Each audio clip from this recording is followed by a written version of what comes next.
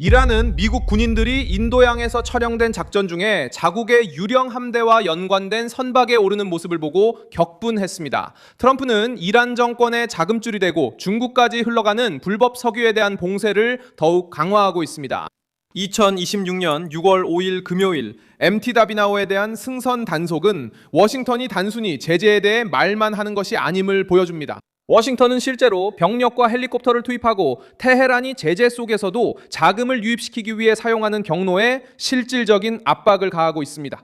제재를 받은 그 선박은 강력한 메시지의 상징이 되었습니다. 무엇을 운반했을까요? 왜 중국이 개입했을까요? 트럼프는 어떻게 더 압박할까요? 지금부터 이야기하겠습니다. 이런 직설적이고 군더더기 없는 콘텐츠를 좋아하신다면 구독을 고려해보세요. 여기서는 매일 이런 영상을 올리고 있습니다. 미국 군인들은 MT 다비나에 대해 해상 차단 작전을 실시했습니다. 제재를 받은 선박이자 공식적으로 인정된 국기가 없는 이 선박은 인도양, 인도태평양 사령부의 책임 구역 내에서 발견되었습니다. 이 작전은 미국 당국에 의해 이란에 물질적 지원을 제공한 혐의를 받는 선박들에 대한 전 세계적인 단속의 일환으로 공개되었습니다. 영상에서는 헬리콥터가 접근하고 군인들이 밧줄을 타고 내려오며 팀이 갑판을 따라 전진하는 모습이 보입니다. 이것은 평범한 방문이 아니었고 테헤란의 불법 석유 유통망에서 중요한 역할을 하는 선박에 대한 군사적 접근이었습니다. MT 다비나호가 이번 위기에 우연히 등장한 것은 아닙니다. 이 선박은 이미 2024년 10월부터 이란 석유 거래와 연관되어 미국의 제재를 받고 있었습니다. 이 선박은 레노어라는 이름과도 연관되어 있으며 추적, 감독, 경제적 제재를 피하려는 선박들이 사용하는 위장 국적 등록 기록도 있습니다. 이것이 바로 유령 함대라고 불리는 것으로 이는 유조선, 유령 회사, 복잡한 항로로 이루어진 네트워크로 워싱턴이 자금줄을 차단하려 할 때에도 이란 정권이 석유를 판매할 수 있게 해줍니다. 화물이 이 사건에 더욱 민감하게 만듭니다. 국제 언론이 인용한 선박 추적 데이터에 따르면 이 초대형 유조선은 최대 200만 톤까지 실을 수 있었습니다. 이란산 석유였고 스리랑카 남부 해안 근처에서 발견됐을 때 거의 가득 차 있었습니다. 바로 이 지점에서 이 작전이 정치적 의미를 갖게 됩니다.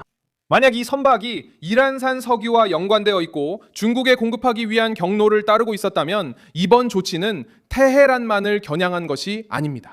이 조치는 베이징에도 영향을 주며 이 석유는 우회 판매 후 베이징이 주 목적지입니다.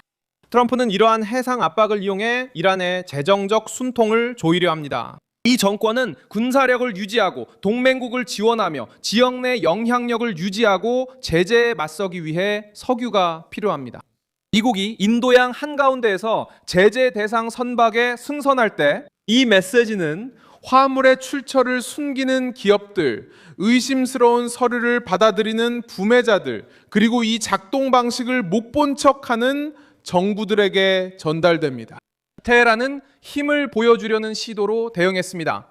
이란 해군은 오만만에서 미군 군함을 향해 경고용 미사일과 드론을 발사했다고 밝혔습니다. 미국이 해상교통에 간섭하고 상업 선박을 공격했다고 비난했습니다. 워싱턴은 이란군이 미군 선박을 공격하거나 발포했다는 사실을 부인했습니다. 이란의 내부 서사에서는 이 버전이 용기를 보여주는 역할을 하지만 워싱턴의 시각에서는 해상 경로가 감시되고 차단되며 드러나고 있는 상황에서 정권의 절박함을 보여주는 것으로 해석됩니다. 이 위기는 협상에도 영향 줍니다. 이란과 연관된 소식통들은 미국의 해상작전과 이스라엘의 레바논 내 움직임 이후 미국과의 대화가 교착 상태에 빠졌거나 진전이 없다고 말하기 시작했습니다. 트럼프는 여전히 합의의 가능성을 열어두고 있지만 압박을 완화하지는 않고 있습니다. 백악관은 압박 중단을 협상하지 않습니다.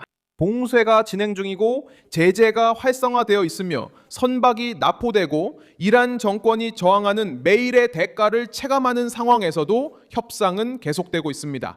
펜타곤은 이미 해상에서 대응을 확대해오고 있었습니다. 며칠 전 미국 중앙사령부는 오만만에서 미군 항공기가 라이온 스타호를 무력화시켰다고 밝혔습니다. 이란 항구로 향하려는 시도 중에 20번이 넘는 경고를 무시한 끝에 봉쇄를 위반한 것이었습니다. 선박은 전진을 막기 위해 기관실이 타격을 받았지만 승무원 전체에 대한 전면적인 공격으로 이어지지는 않았습니다. 이 점이 그들의 행동 방식을 보여줍니다. 워싱턴은 통제되지 않은 해상 전쟁을 벌이기보다는 흐름을 차단하려고 합니다. 선박이 멈추면 수익이 줄어듭니다. 수익이 줄어들면 내부 압박이 커집니다. 중국이 이 석유를 받는데 더 많은 비용을 부담하게 되면 전체 네트워크가 더 비싸지고 위험해집니다. MTT 다비나오에 대한 작전이 바로 이 점을 드러냅니다. 정권은 제재를 피하기 위해 경로를 구축했고 트럼프는 이 경로를 전략적 목표로 삼기 시작합니다. 이스라엘은 또 다른 경로로 이 그림에 들어옵니다. 국제 보도에 따르면 이스라엘 군대와 정보 요원들이 이란과의 전쟁 중 아제르바이잔에서 이란 국경 근처에서 활동했다고 합니다. 암시, 드론, 정보 수집과 관련된 임무에서 말이죠. 이런 점은 테헤란이 포위당하고 있다는 느낌을 더욱 강하게 만듭니다. 바다에서는 미국이 석유 수송로를 차단하고 있습니다. 이 지역에서 이스라엘은 정보 활동을 강화하고 이란 목표물에 대한 작전 거리를 좁히고 있습니다. 이란 정권은 이제 여러 곳에서 압박이 온다는 것을 인식하고 있습니다. 이란은 MMT 다비나오가 단순한 선박이 아니기에 불편함을 드러냅니다. 이 선박은 테헤란이 제재를 피하기 위해 사용하는 경제적 생존 모델을 상징합니다.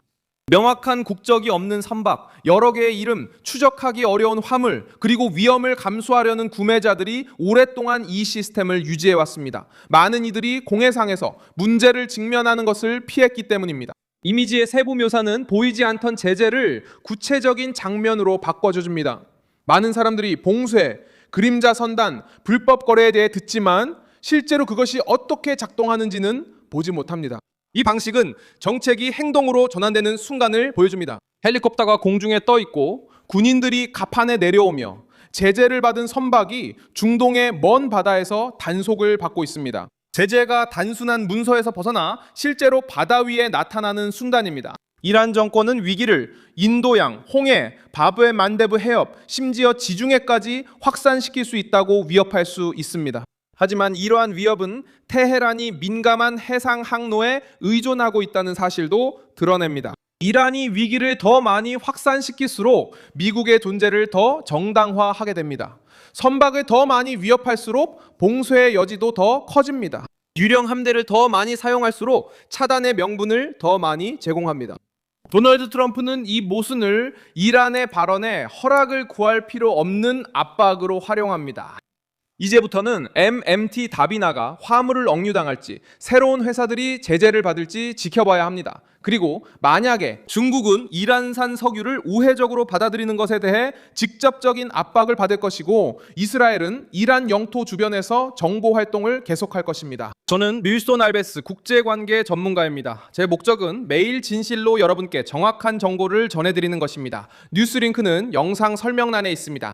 이 영상에 좋아요를 눌러주시고 채널을 구독해주세요. 마지막에는 댓글도 확인하셔서 밀손 알베스 커뮤니티와 더욱 활발히 소통하시기 바랍니다.